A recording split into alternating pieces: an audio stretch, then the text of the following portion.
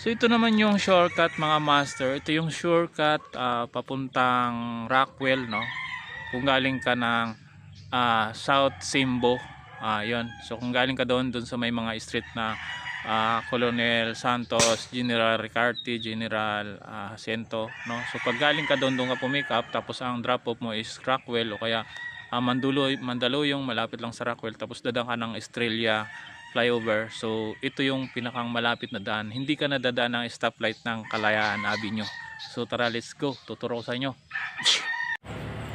So yan, ito mga master, nandito ka sa General Jacinto, kaliwa ka, and then bago magdulo kanan ka mga master, tapos din kaliwa ka kasi yan dyan sa dulo niyan mga master may parang tunnel, no? Tatawid ka sa ilalim din, kakaliwa ka ng bahagya, pagkatapos pangalawang kanto kanan ka, yan dire-diretso na yan hanggang makalabas ka na ng EDSA mga master. Pag sa EDSA ka, bahagya kang kakaliwa, kanin kakaliwa, kaliwa inner lane para makasampa ka ng Estrella Bridge. Ayan, Rockwell na yan mga master. So ganyan nakabilis yan.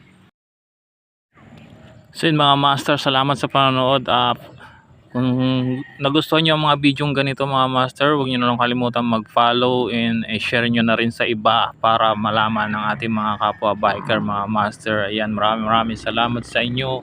Ingat kayo palagi sa biyahe. Ride safe, thank you.